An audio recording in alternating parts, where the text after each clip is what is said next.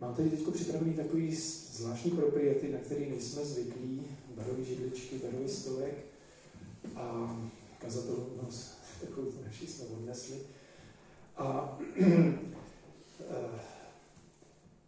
vlastně dostal jsem chuť si popovídat o některých věcech, které se týkají věcí božích s nějakým člověkem, který o tom něco ví. A takže takový pokus o jakousi talk show, ale nechceme tady dělat zábavný podnik, ale chceme si povídat seriózně o věcech, které nás zajímají, baví, pokusit se najít odpovědi na otázky a možná na některou se nám ani odpověď nepodaří najít. A já jsem za tímhletím účelem poprosil jednu velmi milou slečnu, která žije na Kašperských horách, která tak nějak, nebylo tomu vždycky tak, ale na rozdíl třeba od Lenky, nebo ode mě, nebo od jiných lidí, kteří měli třeba svědectví už ty předešlý neděle, tak ona žila v prostředí, který celá rodina prostě s Bohem počítala jako s realitou, která je součástí jejich života. Proto má zázemí možná trošičku jiný, než mám já, nebo než měla Lenka. A já bych teď rád tohleto slečnu pozval sem dopředu jako svého hosta. Jmenuje se Anežka Nováková. Děkuju, že byla ochotná se mnou tady strávit nějaký čas. Děkuji za váš potles. Ještě vám musíme říct, že náš původní záměr byl, že si sem dáme sklínky vína a máme to na takovou jako pohodovku, a aby bylo vidět, že i na sklínkou vína se dá mluvit o docela zajímavých věcech, anebo někdy i zásadních. Nicméně, Rýmička změnila trošku náš plán, takže tady bude čajíček, já si tamhle někde mám sklínku vody. Já čaj, ne. Takže výjimečku máme nahrazenou takhle, jenom aby jsme rozuměli. A pokusíme se chvilku si tady spolu povídat. Není to tak, že bychom nepřipouštěli, abyste nám do toho jako vstupovali, ale já se to budu hlídat trošku. Anežka, řekl jsem, že momentálně z Kašperských hor, nebo tak jako střídavě, ale na Kašperských horách žije její rodina, ale nebylo tomu tak vždycky. Má za sebou docela jako zajímavé lokality, ve kterých žila, mimo jiné díky svým podnikavým a agilním rodičům, tak strávila nějaký čas i v zahraničí. A mě vlastně na začátek napadlo se tě zeptat, protože jestli si dobře uvědomuju, tak jste navštěvovali křesťanský sbor v Bourges, což je takový jako krásný historický město ve Francii. Nicméně ten sbor působil poměrně zajímavě, já jsem tam tuším jednou nebo dvakrát nahlédl do toho sboru a zajímalo mě vlastně tvoje zkušenost nebo srovnání s tím, co můžeš zažívat třeba teďko v Sušici. Bourges a Sušice, jako jsme trošku někde jinde, no. Ale doufám, že tušíš, co chci slyšet. Byl to úplně jiný druh sboru, než jaký máme tady. Asi úplně nejvíc, co by nás překvapilo, tam prostě celkově Francie je na etnika úplně jinak bohatá a vlastně z velké části ten sbor byl složený z Černochů, což tomu celkově dodalo úplně jiný život. Vlastně tam to, ne, že by to u nás nežilo, u nás to žije zase jinak, ale vlastně poznáte opravdu úplně jiný kultury a je to hrozně hezký. Vlastně pamatuju si jejich chvály, že prostě Černoši do toho umí dát úplně jiný dech. Pamatuju si ale taky, že když jsme tam přišli, tak jsme vlastně minimálně my děti neuměli ani slovo vlastně francouzsky. A byť tam měli taky nedělky, že jo, pro děti, mě bylo v té době 9, kluci byli všichni ještě mladší, tak já si moc dobře pamatuju, že jsem vždycky chtěla zůstávat s našima v tom velkém sále, nechtěla jsem tam do těch malých nedělek. Takhle jsem se tam tak mohla schovat, mně se to líbilo poslouchat to v tom velkém tom. A ty nedělky jsem moc nemusela, pak jsem tam teda chodila, vždycky jsem si přála chodit do toho velkého. A vlastně bylo to tam jako na jednu stranu možná v něčem tak jako dobře jiný. Na druhou stranu pamatuju si už, že v té době jsem se chtěla nechat pokřtít, nebo nechala jsem se ve 12 pokřtít a ještě jsme se pak vlastně na rok do té Francie vrátili a tam jsem třeba na večeři páni nemohla, ale jako 12letý dítě, protože ve Francii, pokud se necháte pokřtít, tam to musí být vaše rozhodnutí jako dospělého člověka. Takže někoho, komu bylo méně než 16, tak toho nenechali. Takže. Děkuji. Slyšel jsem to, co jsem chtěl slyšet, že to nejde srovnat. Ta sušice, teda to opravdu tady to frčí. Ne. Mě tam na tom zaujala právě ta multikulturnost, jo? Že lidi tmavý pletiš, tmavoký se hlásí ke stejnému bohu. Člověk by čekal, že jsou z jiných kontinentů, z jiných kultur, ty mají svý draky, tam ty mají svý šamany, tam ty mají svýho budhu, ale lidé, kteří vlastně objeví Boha Hospodina, tak jsou najednou jako propojení něčím, co je naprosto přesahuje. Nicméně, dnešní naše téma bylo nazváno Kdyby byl Bůh a s nějakýma tečkama zatím. Je to taková obligátní otázka, ze kterou se můžeme setkávat, když se bavíme s lidma okolo sebe, kteří s Bohem nemají příliš zkušeností nebo víceméně odmítají a jako jistou odpověď na to svý odmítání použil tohle. Kdyby byl Bůh, tak by. A myslím si, že se s tím setkala, s takovýmhle jako přístupem a jakým způsobem by si na to zareagovala. Já teď nepůjdu do nějakého detailu konkrétního, abych řekl, kdyby byl Bůh, tak by nebylo. Ale vem to tak jako obecně. Jak bys zareagovala na to, kdyby se s tím zase setkala? Tak myslím, že setkali jsme se s tím někdy všichni víceméně. A nemusí to být vždycky ze strany jenom cizích lidí, nemusí to být ze strany nutně lidí, co třeba nevěří. Já si myslím, že takovouhle otázku jsme si leckdy položili i my sami. Jo? Neřekneme si třeba, kdyby byl Bůh, nevěříme, že Bůh je, ale nemělo by to být vlastně jako jinak, když ten Bůh teda je, nemělo by to tak nějak jako do sebe všechno líp pasovat a líp to. Asi dřív bych se to snažila tak nějak svojí nějakou chytrostí, inteligencí dát dohromady, tak by mi tam šrotovaly ty kolečka. A možná je úplně nejlepší se prostě nadechnout a říct, tak Bože, teď prostě udělej, co máš udělat ty. Prostě na to jsme krátký. Argumenty se dají najít vždycky, nějaké otázky se dají najít vždycky a bez Boha jsme na to krátký. Jasný. S tímhletím závěrem souhlasím, ale když já se budu rychle a budu se snažit toho tématu jako přidržet nebo trošičku jako rozvinout, tak řeknu, no, tak co o tom Bohu víme, jo? Jaký ten Bůh vlastně jako je. Proč vlastně někdo dokáže říct takovou otázku, kdyby byl Bůh. Takže, když někdo mi položí tuhle otázku, tak je evidentní, že předpokládá, že ten Bůh není úplně zlý. Jo? Ten Bůh bude v jeho očích nějaká veličina, nebo někdo, kdo je dostatečně mocnej, pokud by byl, aby způsobil to a to, co nespůsobuje teďko, a já to vidím, a takže on asi není.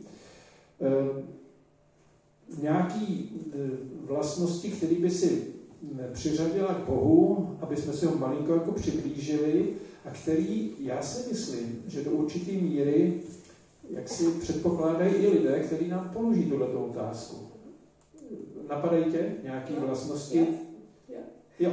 Můžeme se na to podívat do Bible, když tak, abych poprosila Františka. Můžeme se podívat třeba na Joela 1.15, 15. verš. Tam se třeba říká, že Bůh je všemocný. Přivalí se jako zhouba od všemocného, všemohoucího tady třeba. V 90. žalmu, ve 2. verši, se říká, že Bůh je od věký. Vždycky tady byl, vždycky tady bude. V 97. žalmu, v 9. verši, se zase píše, že je nejvyšší nade vší zemí. To znamená, že to všechno je od něj, všechno to pod něj vlastně spadá. V Malachiáši ve 3. kapitole, v 6. verši, tam se zase říká, že je neměnný. V Lukášovi v 6. kapitole, 36. verš, tam se píše, že je dobrotivý, nebo tady máme milosrdný. Matouš v 9. kapitole říká, že Bůh odpouští, nebo tady mluví teda o Ježíši. Je to docela dlouhý úsek, ale Bůh odpouští. Stále ještě v Matoušovi, když se posuneme do 14. kapitoly, do 14. verše, tak tam se dozvíme, že Bůh je soucitný. Na začátku Bible, v Deuteronomiu, se dozvíme zase, že je spravedlivý. A v 1. Janově, ve 4. kapitole 8. verši, se dozvíme, že je milující. Já jsem si nechala teda 3 takový úplně nejvíc zásadní nakonec, soucitný, spravedlivý a milující. A myslím si trošku, že v tom se teďka budeme rejpat nejvíc. No, to je otázka, protože, jak vidíte, Aneška se připravila trošičku jako na mě a ještě k tomu registruji, jak používám, jak pro mě jsou některé věci samozřejmostí. Jo? Já tím, že, no tak, teď si dovolím, asi Aneška nepočítá, říct, a co takový mocný bohatýr, jo? Žárlivý, soudce. Jo, a tam jsme najednou v jiný poloze trošičku. Jo? To už není takový ten dědeček na bobláčku, který, jako když zavoláme, tak nám to jako poštluje i nahoře, i tady dole. Ale tohle je Bůh vládce. Jo? Takovýhle já taky vnímám, což nechci popřít to, co jsi říkala, máš to podepřený citáty z Bible. A teď bude tady rejpavej hošík, jo? Který když začal přicházet do kontaktu s křesťanama, tak jen tak něčím ho neopili. Proč já bych měl věřit nějaký Bibli? Co to je za knížku? Jo? Co to je za knihu, o který bude někdo mi tvrdit, že to je fakt jako zásadní text. To jsou zásadní texty. Takových knížek bylo napsaných různých filozofických knížek a hodně chytrých. Když si v nich listuju, tak mě mnohým jako oslovujou. Proč by mě měla Bible oslovovat nějak výjimečně? Proč bych s ní měl počítat? Proč to, co mi cituješ, jmenuješ tady různé knihy, jo, Bible je složená z velkého množství knih, to už jsem pochopil já, tak proč bych tomu měl věřit? Máš nějaký vysvětlení, nebo nějaký důvod, nebo nějaké doporučení, jak se k tomu postavit? No, zkusím to dát nějak dohromady. Ty jsi to sám řekl vlastně, že Bible je složená z vícero jiných knih. Když to srovnám třeba s jakoukoliv jinou filozofií, a že filozofii je na světě spousta, všechny jsou, nebo spousta z nich jsou určitě strašně chytrý knížky, tak ty většinou ale napsal jeden člověk. Že? To, co stihne člověk napsat za svůj krátký, nepatrný život, k čemu se stihne dopídit a to. V tomhle Bible vlastně úplně jiná, protože Bible v tom, jak je složená z těch ostatních knih, tak v sobě zapisuje jednak dějiny toho celého izraelského národa. A druhak je tam strašně hezky vidět i to, jak se Bůh vlastně staví, jak se vlastně jakoby mění jednak ty lidi, to je na tom vidět asi nejlíp, jak za ty staletí prostě se ten lidský rod pozměňuje.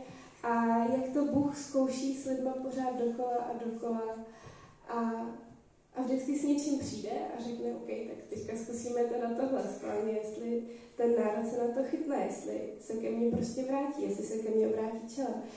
A chvíli to funguje vždycky a pak zase po určitý době nic, tak Bůh posílá proroky, další a další. A vlastně to dojde, že jo, až někam k novému zákonu, kde se tak všechno jako změní. Ale zároveň jsou to všechno věci, které se dají normálně podložit historicky. Jsou tam prostě fakta. A vidíme, že to všechno na sebe tak nějak navazuje. Že tam vlastně, byť si nám může připadat, že si Bible tak někde jako místy protiřečí, tak ale ve výsledku, když se na to podíváme jako na takový chronologický jako nějaký běh staletími a tisíciletími, tak že to do sebe tak vlastně jako všechno zapadá. A vidíme tam tu konstantnost toho, že Bůh se prostě s náma snaží udržet v kontaktu, že to s náma nevzdává. Jo, souhlasím. Já ještě možná k tomu řeknu nějaký svůj, co mě pomohlo. Jo, ještě možná nad rámec toho, o čem ty jsi hovořila. Ty jsi zmínila Izrael, jenom možná pro někoho to nebude úplně zřejmé, proč Bůh a Izrael. Bůh se rozhodl jednat s nějakým národem konkrétním, jako ukázka, jo, a tomu se věnoval. Jo. A byli to Židé, byl to Izrael, tak jsem to pochopil. A jsme v úrovni teda staré smlouvy, teda starého zákona. A musím říct, že starý zákon docela jsem nějak mě konvenoval víc, než to, co bylo psané v tom novém zákoně. Jo? Když jsem byl s křesťanama, tak mi říkali, no, tak se otevři to Janovo evangelium a tohle. Já říkám, hele, ty mi nebudeš říkat, co já mám číst, já si budu číst, co chci v té Biblii a já si to zrovna otevřu na Janovi, já si to otevřu pěkně tadyhle v knize soudců, no a tam vidím zajímavé věci. Jo? No a teď nemyslím, že to konkrétně co říká v knize soudců, ale teď jsem tam nacházel Boha, který říká, oko za oko, zub za zub. Říkám, super, to je dobrý týpek, to mi konvenuje. Takhle to má být, že jo. Když mi někdo něco udělá, tak jako dostane za to svý, jako takhle to je na hrubý pytel, hrubá záplata. To se mi jako líbilo. Pak se tam člověk jako setkává s momentama vyhlaté jako klaté, všechno tam pobijte, včetně dobytka, nic se tam nezůstane. Jsem řekl, ten nějaký rozmáchlej, takový, jako jo, že se s tím moc jako nemaže, nebo Izraelité samotní, když něco nedodržovali, vyhlaďte ze svého středu. A oni pozabíjeli svý spolubratry, protože to Bůh řekl.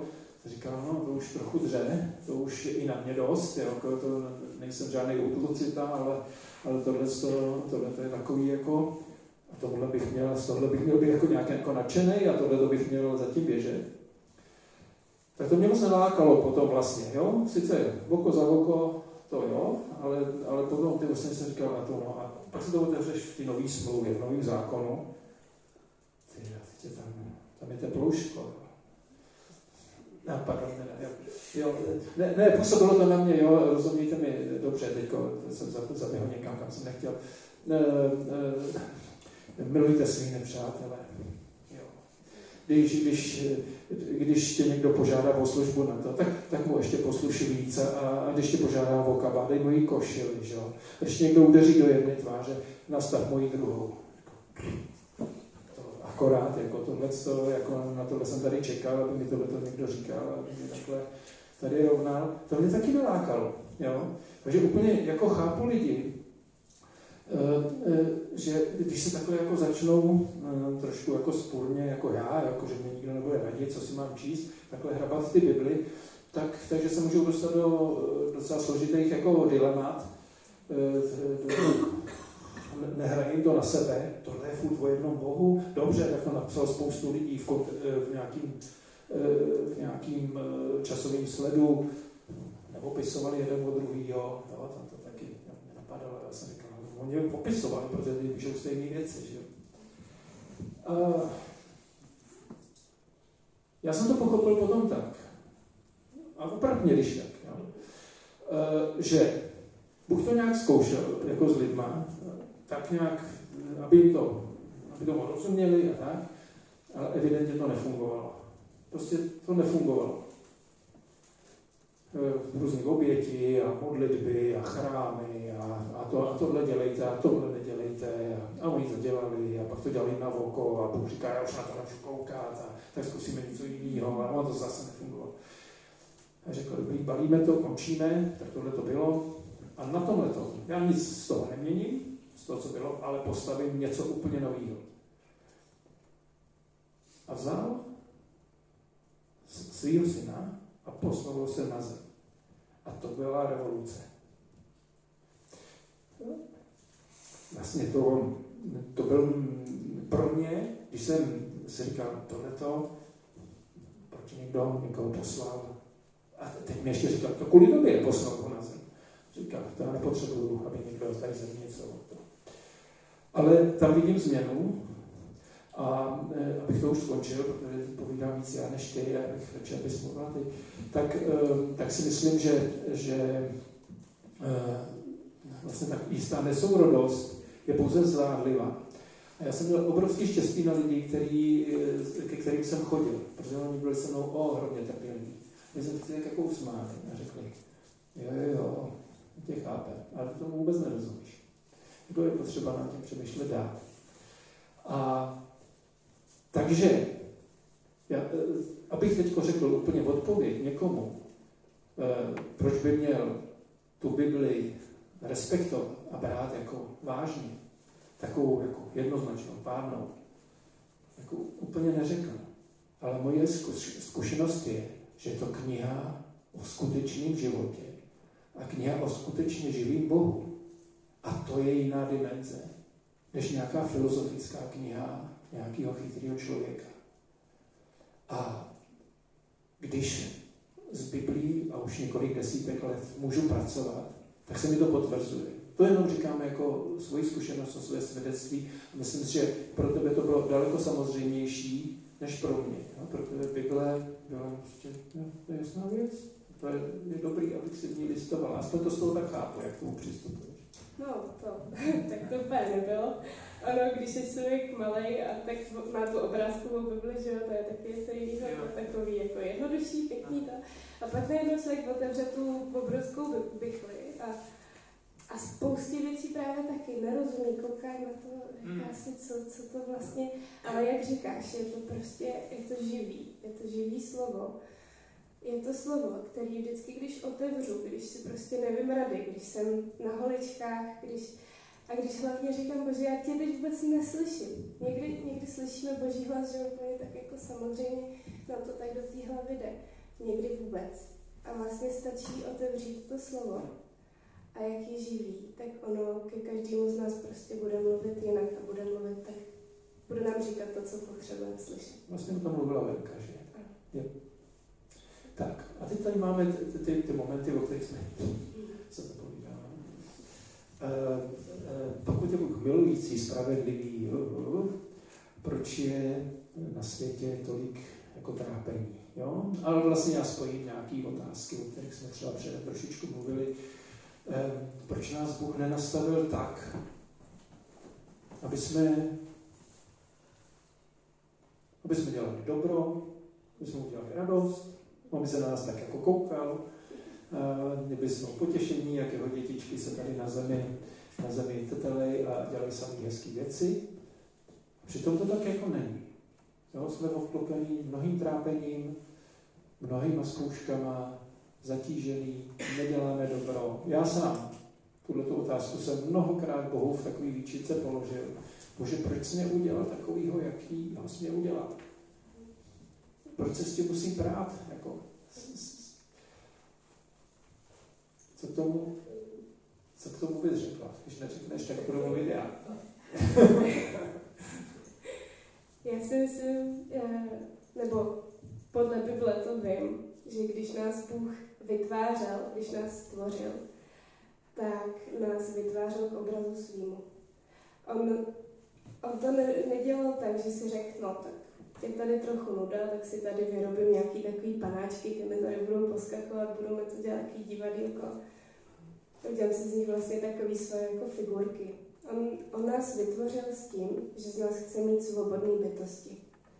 Vytvořil nás jako svoje děti, že jo? Taky Já děti teda nemám, ale kdo děti máte, myslím si, že většina z vás nechtěla je držet, že jo, doma v pleci, nebo máte takový tendence, možná třeba někdy je tak jako, aby si neublížili, aby jako, to já dobře znám, že jo, to jako, že aby náhodou jsme někde něco moc jako jo, tak se snažíte nějaký ty hranice třeba těm dětem, ale nechcete je zavřít někde ve sklepě, nechcete, aby skákali pořád jenom tak, jak vy si pískáte, že jo, to prostě, o tom si myslím, že láska není. A myslím si, že úplně stejně to měl Bůh s námi, že nás vytvořil, abychom tady opravdu ten život žili, tak jak my sami se rozhodneme, že ho budeme žít.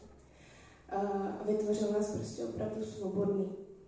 No jo, jenže s tím, že souvisí potom to, že se teda nějak rozhodujeme, a protože nejsme úplně jako dokonalí bytosti, my, že na rozdíl od Boha, bohové nejsme, dokonalí nejsme, tak ne každý naše rozhodnutí bude to správný, ne každý to rozhodnutí bude to dokonalý. A z toho pak pramení strašně dalších důsledků přeci, že jo? Protože najednou se rozhodnu, nevím, že místo 50 v hodině pojedu 70 ve městě a jak to může dopadnout? Může to dopadnout strašně blbě, že jo? Ale je to moje svobodné rozhodnutí. Zmínila si děti. To mně přijde jako hezký, protože mluvíme taková ta křesťanská hantýrka, ne Bůh, ale Otec, náš v nebesích, a řekněme my děti. A co já mám zkušenost jako se svýma dětma, pro děti je komfortní, když mají jasně nastavený jako mantinely, ve kterých se můžou pohybovat. To neznamená, že jsou přivázaný na řetězu, ale mají nastavený mantinely. Oni je můžou překročit, ale má to pro ně svý rizika. Jo? A takhle si já představuju tu svobodu Boží. Jo? On nám doporučí, půjdeme do ráje hned na začátek, jo? Stvořil Adama a potom sám je, že jo, tam tu Evu ještě uděláme tak. No to se máte pěkně, žijete si tady v tom ráji, ale jedinou věc nedělejte, jinak všechno v pohodě. Jo? A já jsem k vám budu chodit a jedinou věc neměli dělat. Že jo? A i ta jediná věc byla za těžko dodržet, protože jim to rýpalo v hlavě, protože Bůh jim dal tu svobodnou vůli. Takže, když se vrátím k té původní otázce, proč je na světě to trápení, je to proto, že Bůh by sem pouštěl trápení, aby trápil lidi? No, to právě úplně ne. To právě už Adam s Evou byli svobodní v tom ráji. Ano. A když se rozhodli, že Boha neposlechnou v tom, že si neutrhnou to jabko ze stromu poznání, prostě si řekli, že to zkusej, co se stane. Tak prostě v tu chvíli... Tak se stalo. Se stalo, ano. A najednou otevřeli dveře něčemu, co prostě už tak nějak ze svý svobodný vůle. Oni nevěděli, do čeho jdou, že jo? Ale byli zvědaví, tak prostě ty dveře otevřeli. No a... Takhle to znamená do dneška. Otvíráme ty dveře a když nám říkají, spálíš se, bude to pálit. Ale my vyžadujeme si to spálení zkusit sami. Tímhletím to vzniká, tímhletím otvíráme. Pokud má být svoboda, musí být dobro, musí být zlo. Aby se dalo mezi tím, aby se mohlo mluvit o svobodě. Pokud nebudeš mít to zlo, tak nebudeš mít svobodu, budeš jenom nasměrovaná jednoznačně. Je to široký téma. Chceme se dotknout ještě nějakých dalších, ale snad aspoň malinko v tomhletom jsme dali nějaký jako podnět k přemýšlení na tom, jak věci jsou možná nastavené. A teď ještě budu mluvit možná a využiju toho, že já jsem už letitej a ovšelej.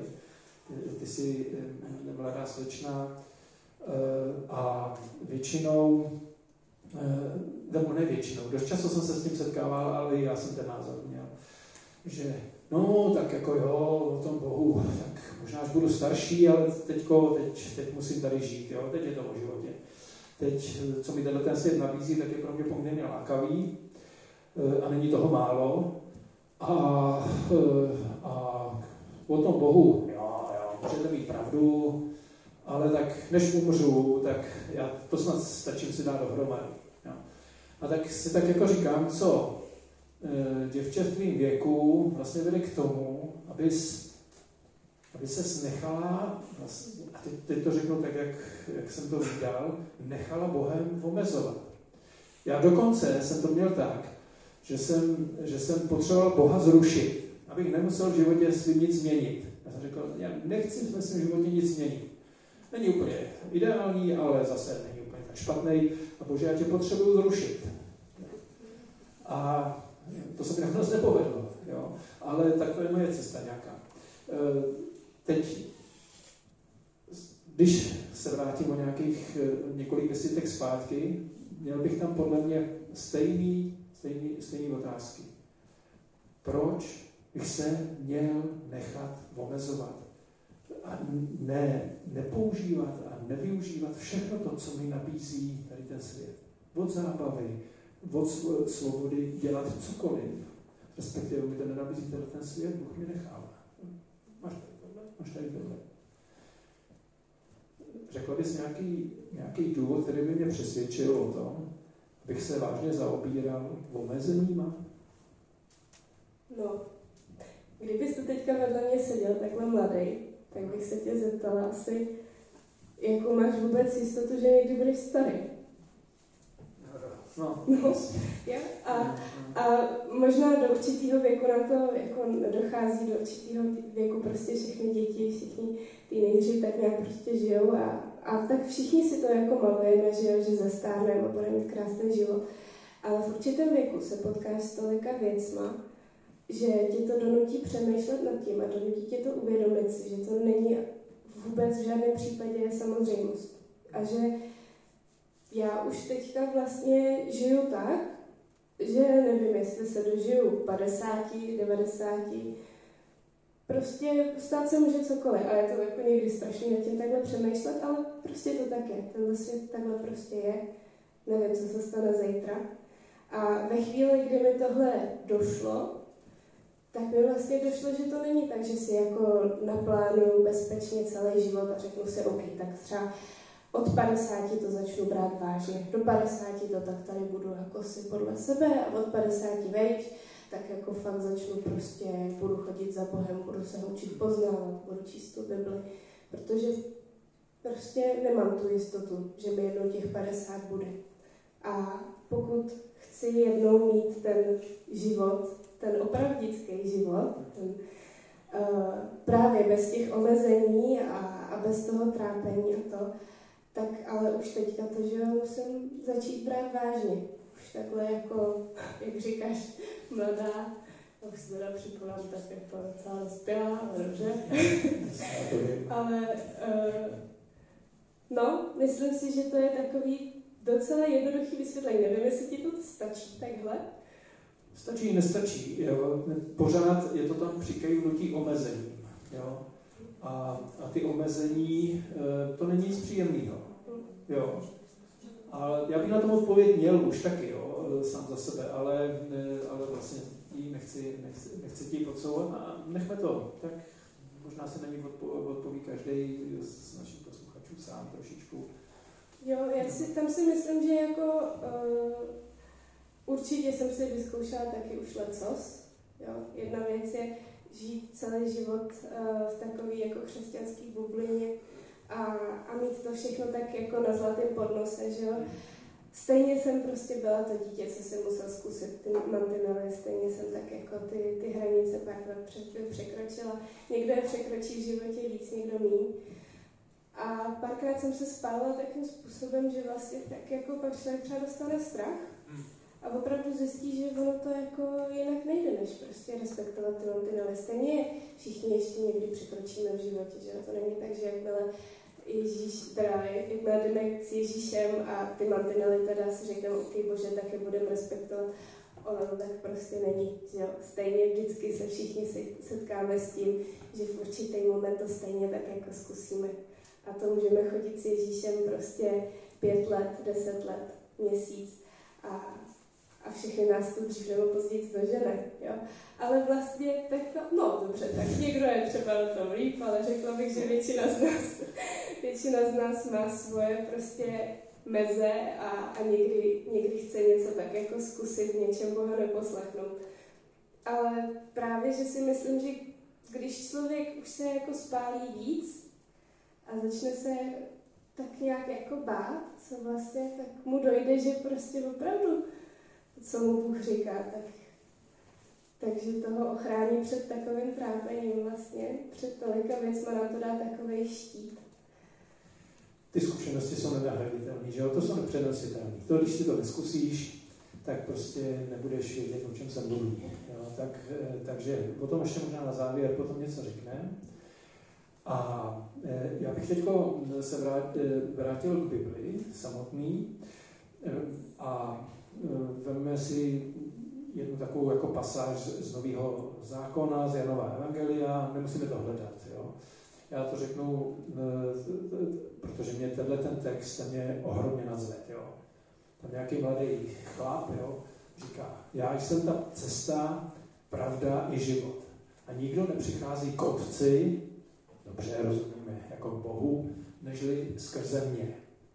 A to mě teda jako hodně nadzvedlo a hodně mi to vadilo. Jsem říkal, kdo to je tohleto? Kdo si to dovolí tohleto o sobě říct? Kde je nějaká pokora, kde je nějaká láska, kde je nějaké milosrdenství? Takhle jednoznačně mi to nalinkovat, jako já jsem ta cesta, já jsem ta pravda, já jsem říkal, já chci najít pravdu. No já jsem ta pravda. To je teda nálož, jo? Pro mě teda ohromná, tohleto zpracovat. Dost lidí, a já jsem na to nebyl jinak, připouští, že tady je ten Bůh. No ale každý se tam někudy leze, že jo? Ten tam má ty svý dráčky, ten má ty svý šamany a on ví, že tam je ten Bůh a tamhle si tam leze jako s tím svým budhou, že jo? A ten má to haláha a teďhle se sejdeme a budeme se všichni rádi. No ono to takhle nějak nevypadá z tohohle textu, protože tam najednou přijde nějaký chlap z Galileje a řekne, já to jsem. Co s tím? Co s tím? No, já jsem sama pořádně nevěděla, teda pravdě, co s tím. Taky několikrát napadlo, jak můžu mít vlastně jistotu, že opravdu zrovna ten Ježíš, že je to pravý to, co hledám, jako když stejně tak to tamhle může být, jak říkáš, Allah, na Buddha. A převedla mě to moje maminka, měla takovou moudrou poznámku k tomu, že vlastně tohle je taková komplikace, že jo? Shodneme se na tom, že všechny tady ty cesty otevřené jsou vlastně komplikace v tom smyslu, že nevíme, jako, která z nich je ta správná a na každý z těch cest můžeme nějak zakopnout, někam zabloudit. Opakuje se to v historii pořád dokola a dokola, že lidi, aby prostě obhájili to, čemu věří, tak se dokážou zaplést do neskutečných prostě hnusů a je to konec konců vidět i v dnešní době, jak to vlastně všechno náboženství strašně hýbe světem, když se to jako třeba na první dobrou nezdá, tak prostě tak je to pořád obrovský jako ten. A možná, že právě, nebo já si myslím teda teďka, že už určitě, že Bůh vlastně nám to chtěl zjednodušit. Že právě tím, že řekl, tady prostě mám svýho syna, toho sám prostě na něj seslal svýho ducha a řekl, to je můj syn, a Ježíš věděl, že je Boží syn, tak takhle to poslal prostě, takhle je to jednoduchý, jenom prostě přijmete Ježíše, jenom prostě uznáte, že Ježíš je ten Boží syn. Je to ten syn, který se musel obětovat za to, nemusel, ale který se obětoval za to, vlastně z vlastní vůle, že vy teďka všichni můžete přijít za Bohem domů potom, za mnou domů, když to vezmu z jeho to, tak je to vlastně úplně jednoduchý. Tak přeci nemusíte hledat tady nějakou jako někde okliky a přemýšlet, je tohle dobře, není tohle dobře. Ne, on nám právě v té Bibli přímo sám říká, Ježíš, že je ta cesta, pravda i život. A my to můžeme úplně takhle jednoduše vzít. A vlastně nám to strašně zjednoduší, když to řeknu, to naše svobodné rozhodování. Vlastně. Svým způsobem to zjednoduší. Mně bylo bližší ale to snažení, jo? Že se budu snažit. A je pravda, že všechny ty ostatní alternativy, o kterých jsem tady mluvil, možná bychom ještě našli další, vyžadovali to, abych já se zlepšil, abych já udělal tohle, abych já vykonal pouť sem a tam, abych dodržoval tohle a tohle. Prostě je to pro mě jako zásadní rozdíl, než když někdo řekne, ty děláš blbý věci.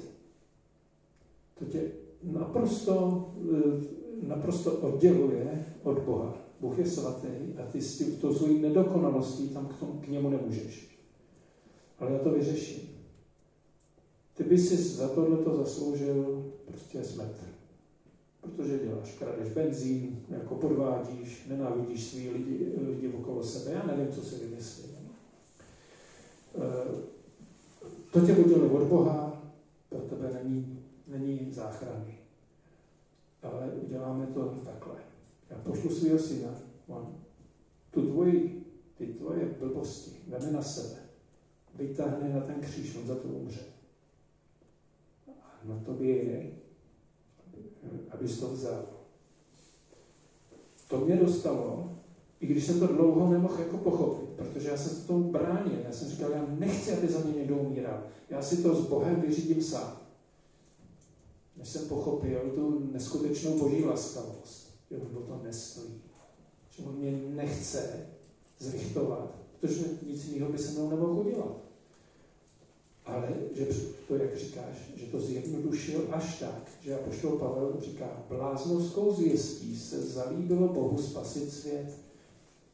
Že takovouhle až bláznivou věcí, ale ona není až tak bláznivá. Umřít za někoho, to není žádný bláznost. To je čin, který zástupně ještě k tomu nic neudělám a jdu ten trest odsloužit. Tohle to je Ježíš. Takhle jsem ho pochopil, nemusíš se o nic snažit. Je dobrý, když dodržuješ ty mantinely, jsou proto je dobrý, líp se ti v tom žije.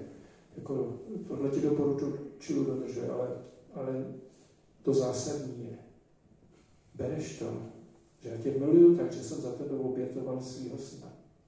Jsme u toho Bůh, Otec, Bůh panovník, Bůh Hospodin, Ježíš, Boží syn, seslaný na zem, teď zpátky u Boha Otce, sedí byl po jeho pravici, pořád ještě se za nás přimlouvá, ale když odešel z tohohle světa, tak zase nás tady nenechal úplně bez pomoci. A co se stalo? Dodal svýho ducha.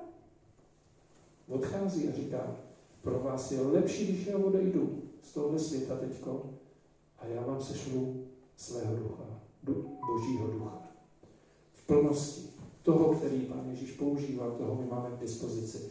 Žijeme v atmosféře neskutečný, žijeme v období milosti, že o tom když jsme si tohleto připravovali, jak jsme si o tom rozpovídali, že to období milosti je neskutečná atmosféra. Okolo nás se mele kdeco. Jako, je to nestabilní, minulý jeden měl kázání na to víra v turbulentní době. To turbulentní, všechno to lítá. Ale to, co ty jsi říkala, to, co je pevný. Co je pevný? No. To je tady od začátku. No. To, co je to od začátku, to je to pevný. To je Bůh vlastně, jo, to je Pán Ježíš Kristus pod našimi nohami. Zaznělo tady, Alenka to taky použila ten obrat, ale myslím, že i ty si to řekla, pustit Ježíše do svého srdce. Zase tyhle ty otázky všechno vlastně vybíhají z mých zkušeností, protože to pro mě bylo další. Jo. Jsem už chodil mezi ty křesťany, teď jsem si říkal, a jo, tak jako tam okolo mě byli různí týpci, teda jo, kluci feťáci na perníku, chlastavi, já zornej, že jo. A teď oni se obraceli, byli celý nadšený z Krista, jeden den tam byla lidská troska, druhý den tam přišel ostříhaný, oholený, rozesmátý kluk, který v noci se potkal s Ježíšem a prostě pro něj najednou chlast, perník, neměl žádný význam. A já tam teda koukal, jsem říkal, co to je? A ke mně chodila jedna sestra, její jméno jsem do dneška nezapomněl, a vždycky říká, tak co, už si pustil taky toho Ježíše do svého srdce. Jedu domů. A jel jsem domů, protože co to je, drahá sestro, teď nebudu medlovat. Ona to myslela moc dobře a provokovala mě tím úžasně. Jak bys to popsal, nebo jak bys mi pomohla v této situaci? Ne tímhletím, to, co my si křesťaní takhle jako pěkně povídáme, pust toho Ježíše do svého života, do svého srdce. Jak bys mi pomohla takovému člověku? Tak většina z nás, myslím si, že naprostá většina z nás má někoho ve svém životě, kdo pro ní má pro nás má speciální význam. Jsou to někdy rodiče, jsou to třeba sourozenci, jsou to kamarádi. Většina z nás prostě má tak blízkou osobu, která má speciální místo v našem srdci. A nedej Bože, kdyby se něco stalo, tak nás to fakt může jako úplně zlomit vlastně to. Jo, tak blízko k té osobě máme, že to. A vzniká tam nějaký vztah, že jo, je to o vztahu prostě. My s tou osobou trávíme třeba nějaký čas, nebo si aspoň voláme, nebo něco prostě a vytváříme si vztah s tou osobou. A to nás svým způsobem vždycky nějakým způsobem změní. Pokud mám dobrou kamarádku třeba, tak si začnu všímat po chvíli, že třeba používám stejný slova jako ta kamarádka. Nebo, nevím, začnu používat stejný krém na ruce jako ta kamarádka. Jsou taky blbosti, ale vlastně si od toho druhého něco tak jako navzájem předáváme. A myslím si, že se vztahem s Ježíšem to vlastně funguje na dost podobném principu. My do toho jdeme s tím, že si chceme s Ježíšem, s Bohem vybudovat vztah. Nevidíme ho, což to možná někdy může trošku stížit, že to není tak, že máme tu osobu proti sobě, kterou vidíme, ale pořád je spousta způsobů, jak s Bohem můžeme si prostě vytvářet vztah. Ať už je to tím, že otevřeme tu Bibli někde, nebo že prostě tak si jako s Bohem vlastně povídáme. Já jsem třeba někdy Bohu psala dopisy, protože v tu chvíli mi to jako nešlo přes pusu, tak jsem mu prostě psala dopisy.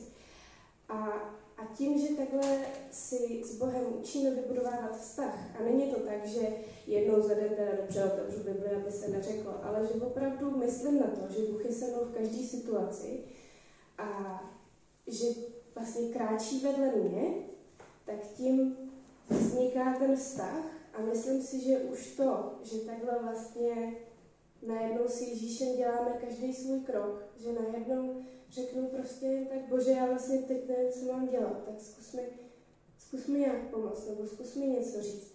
Tak v tu chvíli vlastně nám docvakne, že ho v tom srdci už máme.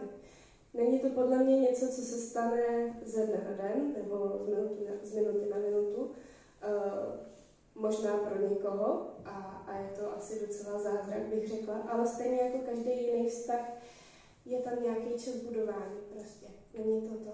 A myslím si, že furt je co budovat, že i když je člověk třeba s Bohem celý svůj život, tak furt má jako co vlastně na čem stavět a jak to ještě rozšiřovat. Ale no, asi bych to pojmenovala prostě jako vytváření přátelství. Já myslím, že jsi to popsala jako výborně. Jo? Jde o vztah. A popsala jsi to na té lidské úrovni, ale to, že jak jsi zmínila, že Boha nebo Pana Ježíše Krista momentálně nevidíme očima, to neznamená, že neexistují. Jo? Jsou a náš duch, který to je naše osoba, to je jenom tělo, to je jenom schránka čehosi. Náš duch vlastně daleko lépe rozumí, než na naše tělesná hlava. Jo, děkuju. To se mi jako zdá jako dost slušná nápověda, jak s tím zkusit pracovat. Musím říct i sám za sebe, že život s Bohem je fakt jako dobrodružství, který stojí za to zkusit.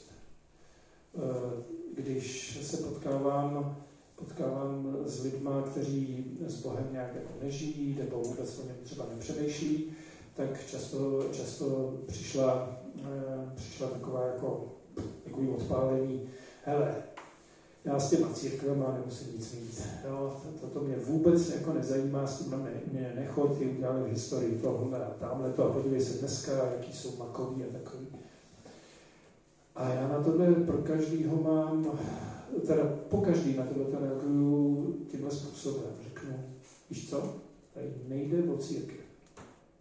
Tady vůbec nejde o žádnou církev. Tady jde o tebe a o Boha. A teď povídej, jak to máš s Bohem. Tohle je ta otázka zásadní. Měla bys nějaké doporučení pro takového člověka, ještě třeba jiného typu, nebo jak bys mu pomohla, aby vlastně si odstoupil od toho svého zabejčení, takového toho obranného postoje, jo? Kdy já ho znám od některých lidí. Já už jsem uvěřil v tomhle životě spoustu věcí.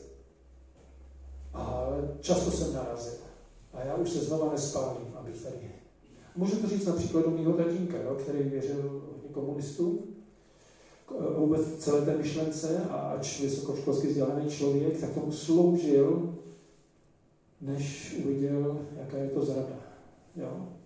A sloužil světlým zítřkům a udělal si spoustu zlé a musel chodit pak za hodně lidma a omlouvat se jim a co udělal a tak. A pro mě je tohleto zklamání tak těžký, že mu to brání přijmout cokoliv dalšího. On se toho bojí. Říkal, já už jsem udělal fakt jako takovej chyb ve víře. Já už nechci věřit v něco, co zase zklame. Co nakonec objevím, že to není pravda. Že to nefunguje. Že to bylo jenom, že mě jenom chytli a dostali mě tam, kam chtěli a já jsem tomu sloužil jak trouba. Já bych řekla, že do Ježíše nemusíme sypat nic jako do kasičky. Jednak si Boží lásku nezasloužíme ničím. To prostě si musíme jenom vzít. A podle mě takhle jednoduchý to vlastně může jako pro člověka být. Byť se to třeba nejdřív, tak jako člověk by říkal, to musím mu za to něco dát, ne, nebo to. Prostě do Ježíše ničím jako neinvestuješ, do Ježíše nemusíš mu nikdy nic podepisovat krví, nemusíš mu nic slibovat vlastně. Jo. A je to prostě jenom o tom, že si řekneš, dobře, Bože, tak já to zkusím. Zavřeš oči a řekneš Ježíši, prostě, tady mě máš a zkus. Něco se mnou udělej prostě. Jestli tu fakt seš, tak prostě si mě vezmi, tady jsem a ukaž mi prostě, co pro mě máš připravený. Je to jenom o tomhle, je to jenom o pár větách a přesně není to, že do toho cokoliv jako k ničemu se tím vlastně člověk neupisuje. Musím každýho, kdo by o tomhle toho uvažoval, potvrdit Aniččí slova, nediskutuje vůbec nic. To je vaše mezi váma a Bohem. Nikdo to neví, jenom Bůh. Když s ním začnete mluvit, když o něm začnete přemýšlet, když ho začnete zvát do svého života, anebo jenom se s ním začnete hádat. Tím jsem začal já. Nikdo to neviděl a on to slyší.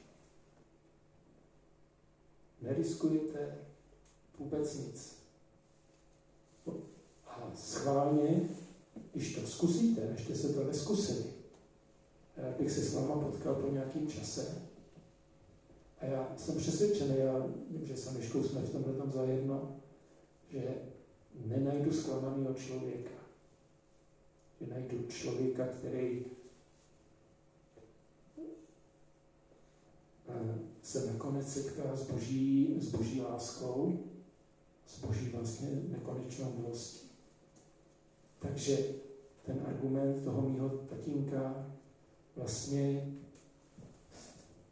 na tohle to neplatí. Teď se bavíme o věcech, které přesahují dimenze tohoto světa.